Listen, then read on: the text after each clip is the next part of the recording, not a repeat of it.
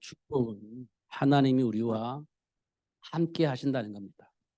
오늘 본문에서 말한 것처럼 우리가 하나님과 함께 하는 것이 아니라 하나님이 우리와 함께 하신다는 겁니다. 그렇기 때문에 우리는 안전한 겁니다. 그리고 보장된 그 축복이 내 삶의 열매로 나타나게 되어지는 겁니다. 왜냐하면 하나님이 우리와 함께 하시기 때문에 그렇습니다.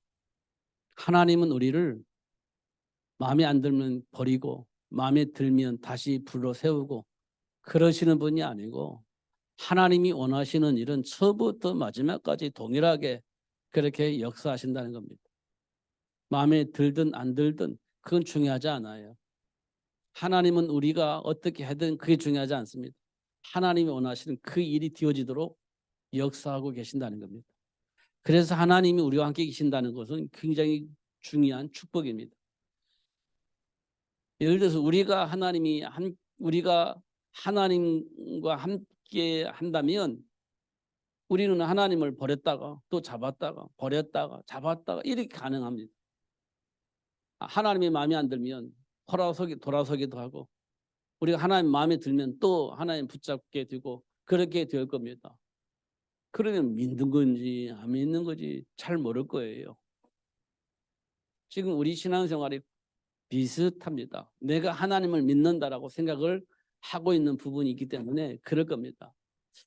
하나님은 어느 때는 하나님 은혜가 되어줘서 너무 좋고 어느 때는 하나님 말씀이 시험 들어서 막 삐져가지고 교회도 안 나오고 그럴 수도 있잖아요.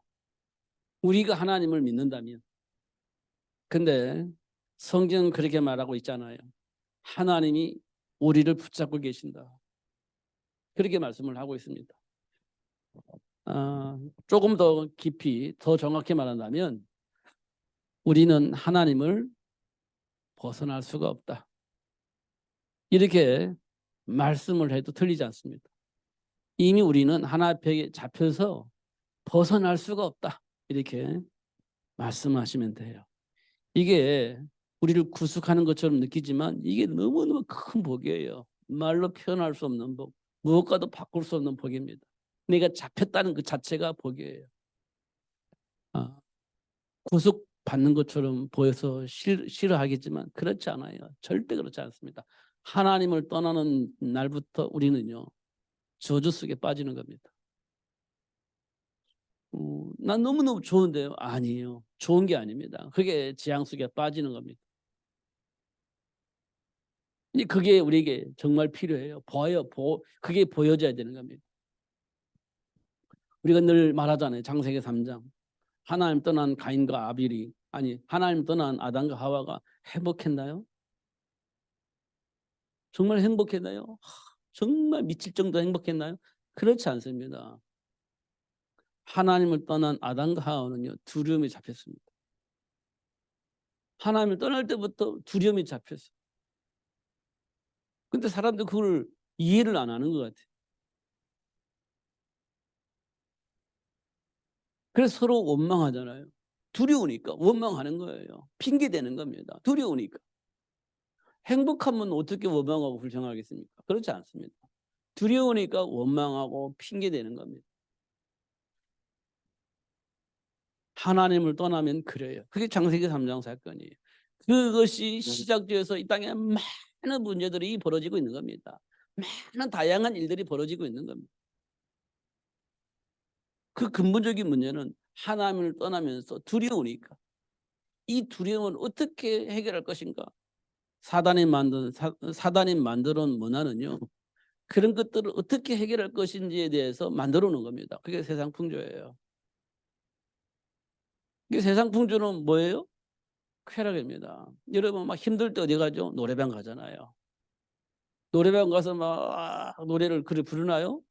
스트레스를 풀잖아요. 노래를 막 박자 맞춰서 하나요? 내 안에 있는 스트레스를 막 소리 질러가면서 하잖아요. 그래서 스트레스 푸는 거예요. 노래하려고 하는 게 아니에요. 스트레스 풀러 가는 거지 않습니까? 그게 세상 문화예요. 그마저도 없으면 우리는 살 수가 없으니까 사단이 우리를 완전히 묶어놓기 위해서 그런 문화를 만들어 놓고 거기서 풀게 만드는 거예요. 그게 세상 풍조입니다. 우리는 뭣도 모르고 스트레스 받아서 오늘 어디 가자 이게 가는 거 아닙니까? 그 막 풀죠. 그게 세상 문화입니다. 그게 세상 풍조예요. 그 배에 누가 있다고요? 악한 영. 그게 돼 있는 겁니다.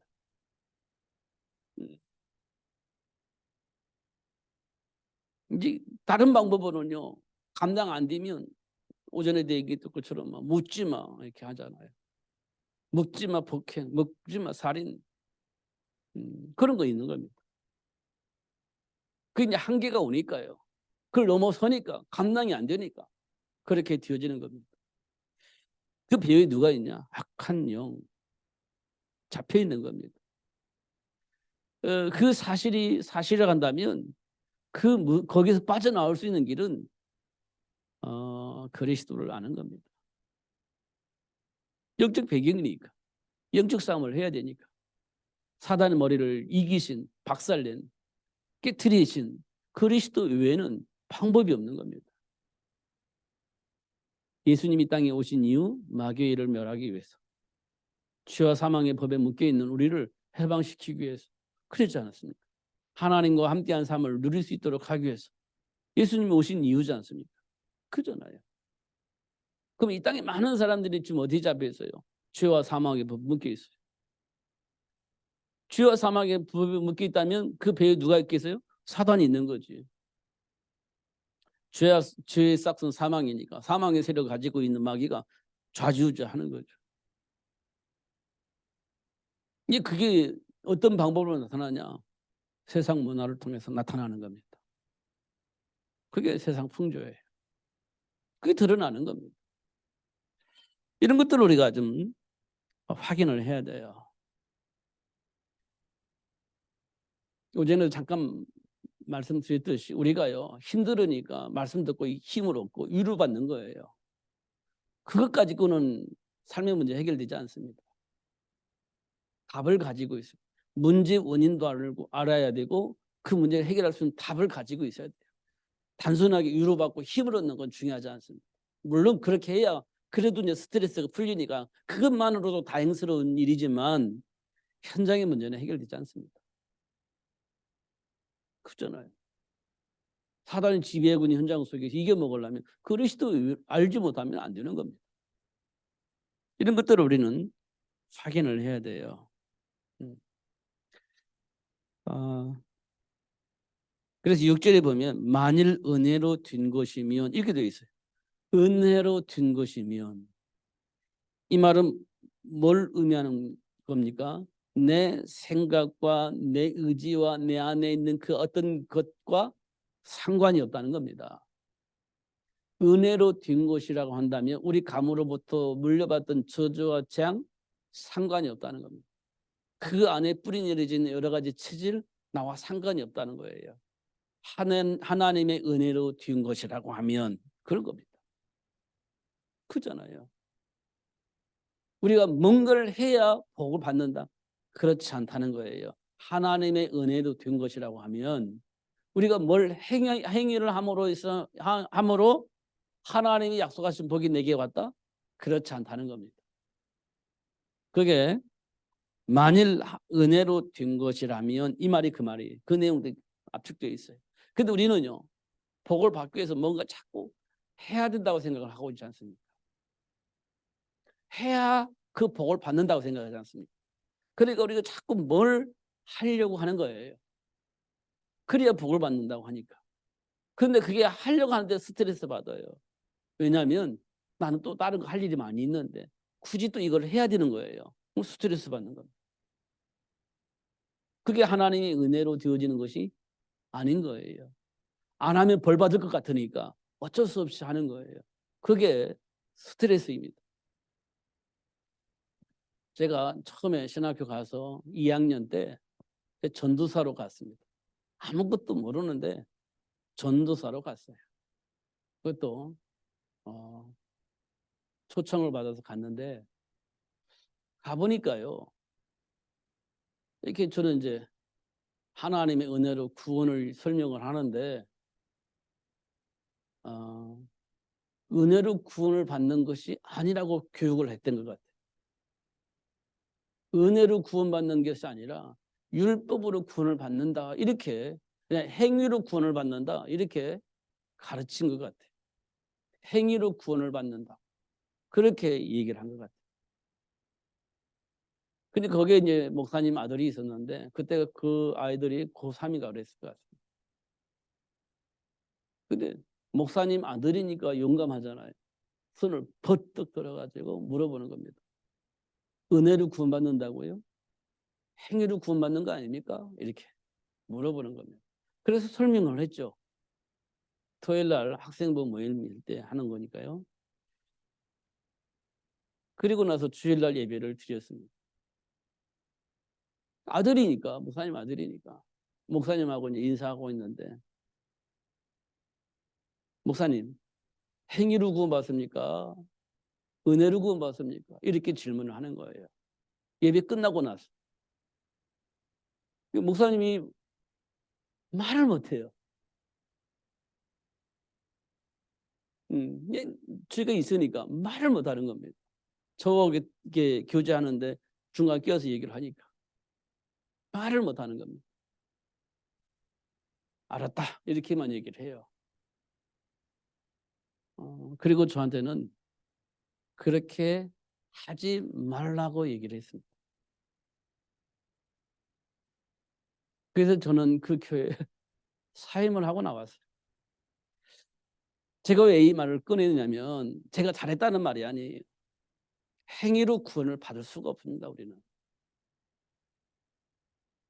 본질상 진노의 자녀이고 하나님의 영광에 이를 수 있는 자격이 없어요. 우리는. 근데 우리는 자꾸 뭔가 행위를 해서 하나님께로부터 복을 받아내려고 하는데 그럴 일이 없습니다. 정말 하나님께로 복을 받을 때는 언제냐면 하나님의 말씀하신 그 말씀 안에서 아멘하고 따라갈 때 그 복이 내게 오는 거예요.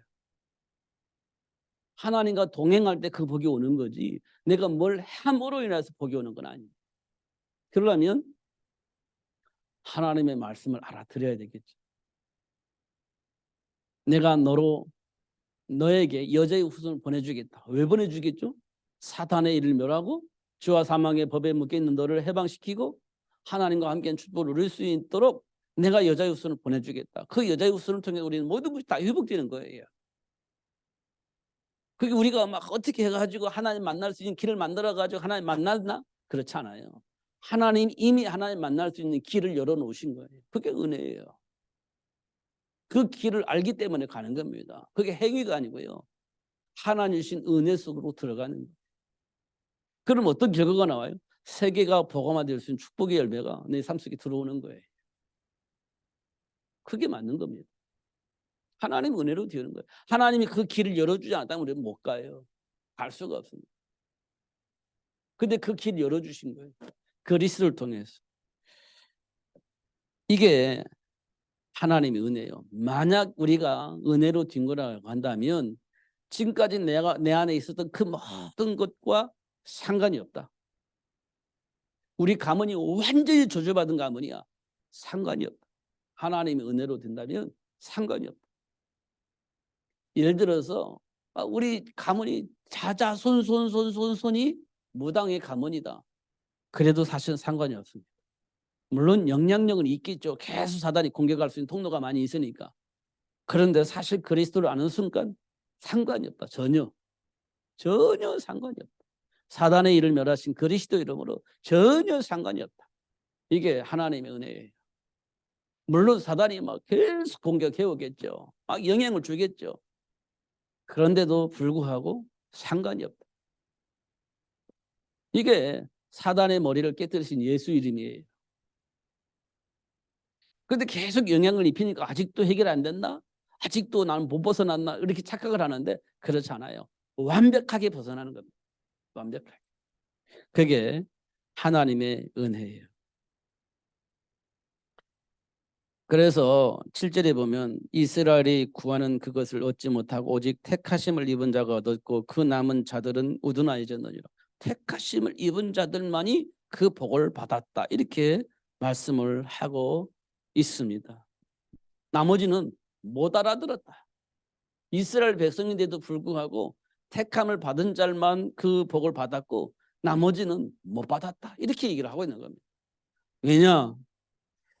혼미한 심령과 보지 못할 눈과 듣지 못할 귀를 주셨기 때문이다. 이렇게 얘기를 하고 있는 거예요. 열어주셔야 되는데 안 열어주셨다. 이렇게 말씀을 하고 있는 겁니다.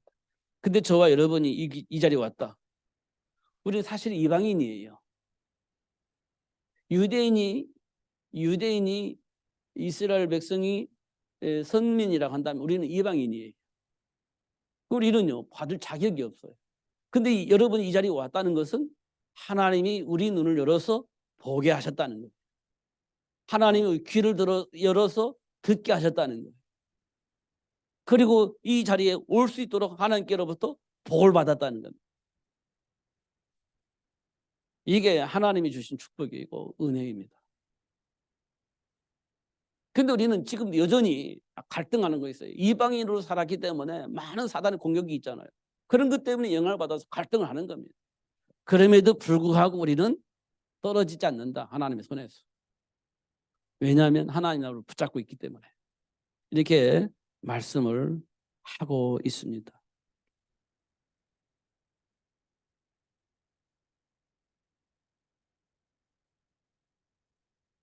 어, 이 16절에 보면 이렇게 되어 있습니다. 제사하는 처음 익은 곡식 가루가 거룩한즉 떡덩이도 그러하고 뿌리가 거룩한즉 가지도 그러하다 이렇게 되어 있습니다.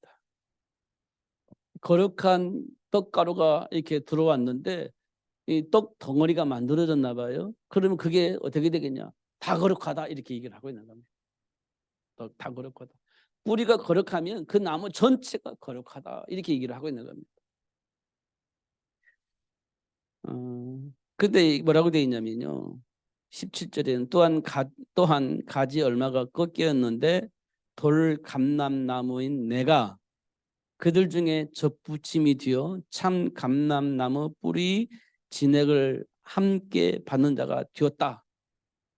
이 우리가 이제 감나무를 이렇게 남으면 접붙임을 하잖아요. 단감을 만들어낼 수도 있고 이렇게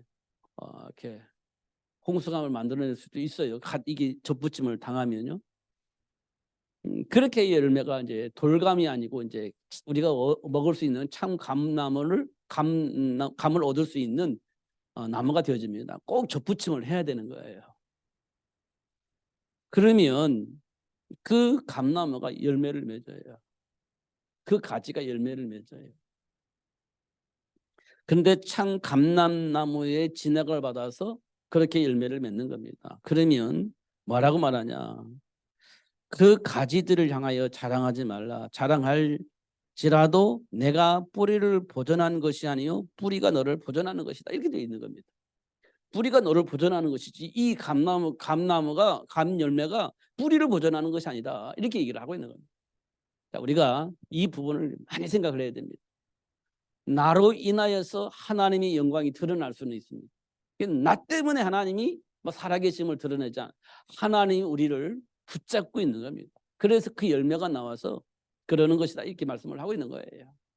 중요한 것은 하나님 나를 붙잡고 있다. 이 부분을 꼭 잡아야 된다는 거예요. 내 열매를 봐봐. 그거 자랑할 수도 있지만 중요한 그 열매가 왜 나왔느냐. 하나님 나를 붙잡고 있기 때문이다. 이렇게 말해야 된다는 겁니다. 이거는 가장 근본적인 부분을 먼저 말씀을 드리는 거예요. 가장 근본적인 부분을. 하나씩 정리를 해야 되겠습니다. 우리는 그동안에 사단에 의해서 만들어진 생각과 참의 체질이 있기 때문에 이걸 바꿔야 되거든요. 이게 잘 안 되는 겁니다. 이게 체질이 무섭다는 거지 않습니까? 안 되는 거 아니에요. 근데 이거를 바꾸는 거예요. 그랬구나. 이게 순서를 하나씩 정리를 해나가야 되는 거예요. 내가 나된 것은 하나님의 은혜다. 그 과거는요. 사단에 의해서 지배받았다. 그런데 하나님이 그 울무에서 나를 건져내서 그 뿌리 자체를 바꾸었어요. 하나님의 축복 속으로 걸어갈 수 있도록. 그렇게 말씀을 해주고 있는 겁니다.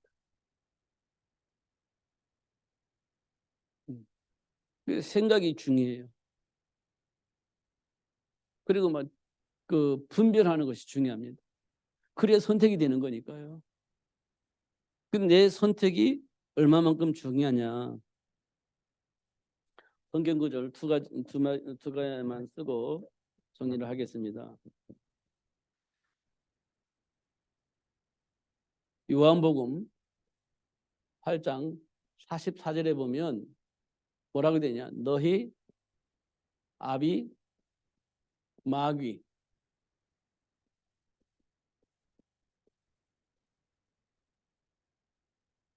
이들이 있습니다. 너희 아비 마귀에게서 났으니 이게 뭐냐? 우리 생각과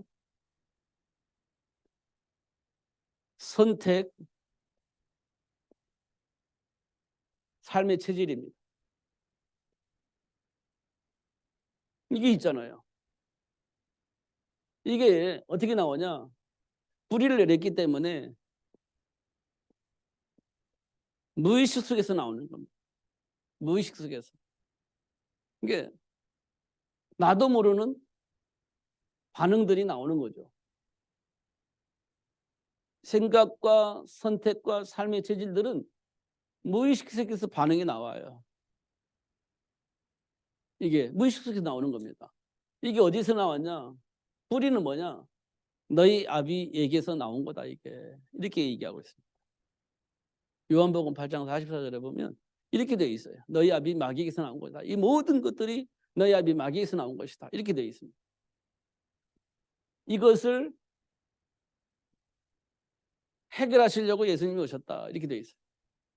이 문제를 해결하시기 위해서.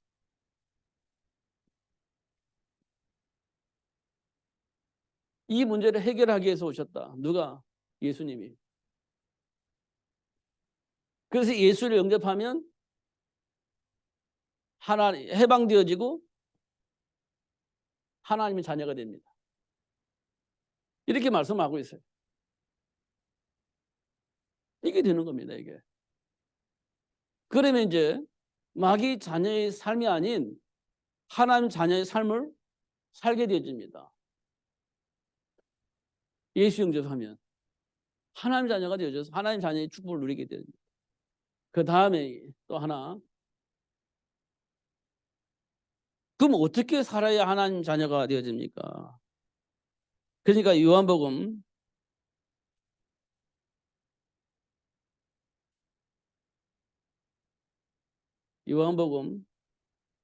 14장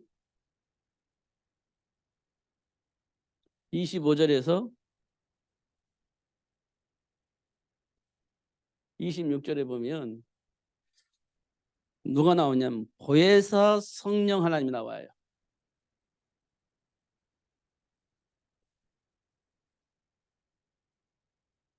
보혜사 성령 하나님이 나오고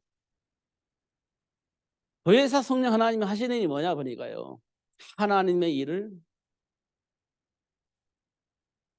가르치십니다.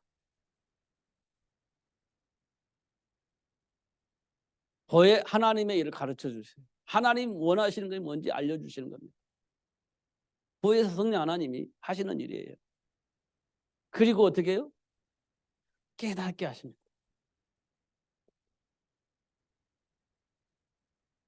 가르쳐서 그렇군요. 깨닫게 하시는 거예요. 깨닫게 하셔. 그래야 우리가 하나님과 함께 삶을 누릴 거 아니에요. 근데 누가 하신다고요? 보혜사 성령 하나님이 그 일을 하시는 거예요. 그러면 됐잖아요. 마귀 일도 가르쳐주고 하나님의 일도 가르쳐 주시는 거예요. 그렇게 깨닫게 하시는 겁니다. 그리고 또 뭐하게 하시냐?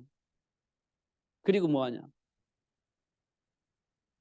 이렇게만 하면 될 것 같은데 하나님은요. 절대 실수를 안 하신 분이에요. 그래서 생각도 나게 하신다. 현장에서 생각나게 하신다. 생각나게.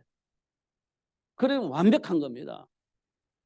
가르쳐 깨닫게 하시고 순간 나도 모르게 무의식 속에서 나타나는 반응이 있을 때 그때 성령 하나님께서 생각나게 하십니다. 그리스도가.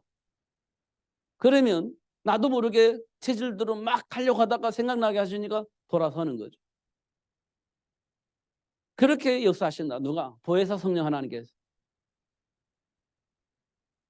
이게 하나님의 은혜로 되어지는 겁니다. 그럼 어떻게 되겠어요? 영적 싸움을 하겠죠, 이때.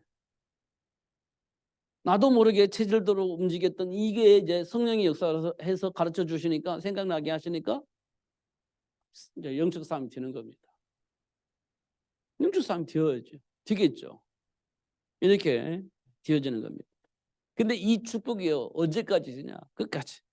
이 세상 끝날 때까지 계속해서 반복해서 되어지게 하신다는 겁니다. 그래서 어떻게 해요? 말씀 들을 때 깨달음이 오고, 말씀 못 찾고 기도하게 되어지고, 그러면서 선택을 하게 되어지고, 그렇게 되어지는 거죠. 그러면서 사단에 대해서는 이해를 갈게 되어지고, 하나님 주신 은혜에 대해서는 감격이 오고, 그렇게 되는 거죠. 그러면 우리가 뭐 하겠습니까? 사람들 만나면 이걸 얘기해 주는 거예요. 이갈리게 만든 사탄에 대해 폭로하고, 하나님 주신 은혜에 대해서 또 얘기하고, 이걸 보고 우리는 전도라고 합니다. 전도. 사도행전 2장에 마가다라 성도들이 이 전도를 한 거예요. 근데 이렇게 복을 주신 하나님은 우리를 결코 떠나지 않는다. 세상 끝날까지 우리와 항상 함께 계신다. 그리고 이 복을 누릴 수 있도록 축복하신다. 이렇게 말씀을 하고 계시는 겁니다. 하나님 우리를 놓으신다고요? 안 놓아요. 우리를 버리신다고요? 안 버리십니다. 하나님 우리를 외면하신다고요? 절대 그렇지 않아요. 하나님이 약속을 해놓으셔서 성경에 보면 결코 버리지 않으신다. 떠나지도 않는다. 외면도 안 하신다. 항상 우리와 함께 계신다. 그렇게 약속되어 있습니다. 여러분, 안 된다고 낙심하고 좌절하지 마세요. 그건 과거의 체질로 속이는 사단에게 속기 때문에 그렇습니다. 그 문제를 예수님께서 해결해 주셨어요. 내가 예수 만나기 전에 내 안에 있는 체질이 이런 거였구나 확인하면 되는 겁니다. 확인하시면 돼요. 거기에 눌리거나 좌절하거나 낙심하거나 시험 들거나 할 필요가 없어요. 내가 예수 만나기 전에 체질이 이런 체질이 있구나 확인시켜 주는 겁니다. 그런 나를 예수님께서 구원해 주셨구나 감사하시면 되는 겁니다. 그잖아요. 저와 여러분이 무슨 능력으로 하나님 만나서 하나님과 함께 축복을 누릴 수 있겠습니까? 하나님의 은혜 없이는 그게 가능하지 않아요. 절대로. 지금 여기까지 온 것만 해도 정말 감사한 일이죠. 뭐 시험 들 일이 한두 가지가 아니었지 않습니까? 시험 들 일이 한두 가지가 아니었잖아요. 나 예수 안 믿을래. 그럴 때도 나도 모르게 막 할 때도 있었잖아요. 나 교회 안 다닐래. 막 이렇게 할 때도 있잖아요. 말은 안 했지만 속으로는 막 울부락불부락 하면서 그렇게 할 적도 있을 거 아니에요. 그렇지 않습니까? 이건 이 세상 모든 사람이 다 가지고 있는 마음이 감정입니다. 그럼에도 불구하고 떨어지지 않고 붙어 있었다는 것은 하나님의 은혜예요. 우리 감정대로 했다면 벌써 떨어져 어디론가 사라져 버렸겠죠. 하나님이 붙잡아 놓으셨기 때문에 지금까지 우리가 하나님 앞에 붙잡혀 있는 거라고 봅니다. 정말 감사한 일이죠. 그러니까 결론 내야 돼요. 그래서 우리는 뭐 해야 돼요? 영적 싸움을 해야 돼요. 아직도 속고 있구나 사단에게. 저 사단 예수 이름으로 이렇게 결박해야지. 너는 왜 말을 못 알아들어? 이렇게 되면 곤란해지는 겁니다. 못 알아듣는 게 아니고요. 알아듣지 못하도록 자꾸 방해를 하고 있는 거예요. 누가? 사탄이. 사단을 박살내야지 왜 사람을 박살내요? 우리는 보이는 게 사람이기 때문에 사람을 박살내는 겁니다. 그러면요 실패하는 겁니다. 이간질 당하는 거예요. 하나님의 말씀을 듣지 못하게 만드는 그 사탄 봐야 되는 겁니다. 분명히 통로가 있거든요. 말씀을 거부할 수밖에 없는 그 통로가 있거든요. 기도하다 보면 통로가 보여요. 그 통로를 통해서 역사는 사단이 보이는 겁니다. 그 사단을 박살내야 되는 겁니다. 눈을 크게 뜨고 봐야 돼. 사단이 어떤 통로로 역사하고 있는가. 봐야 되는 겁니다. 그것 때문에 하나님의 말씀이 안 믿어지는 거예요. 그것 때문에 하나님을 외면하고 다른 짓을 하고 있기 때문에 그걸 보는 것이 굉장히 중요합니다. 그러면요, 보는 순간 끝납니다. 왜냐?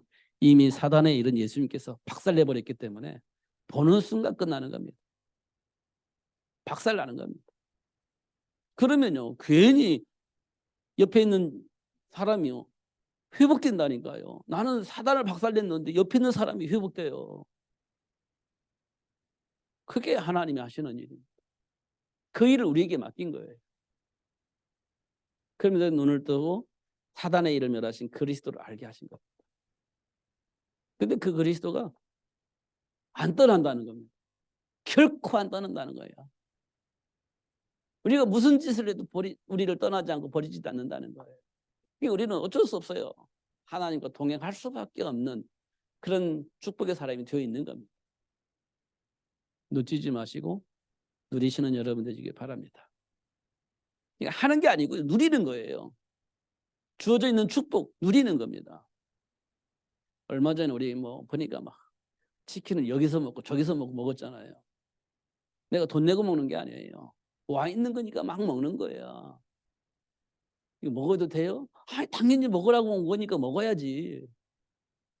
야, 이거 먹어도 진짜 먹어도 돼요? 아니, 먹으라고 사온 거잖아요. 먹어야지. 그걸 보고 누리는 거라고 하는 겁니다. 아, 나 먹으라고 사온 거구나. 그럼 내가 먹으면 되지.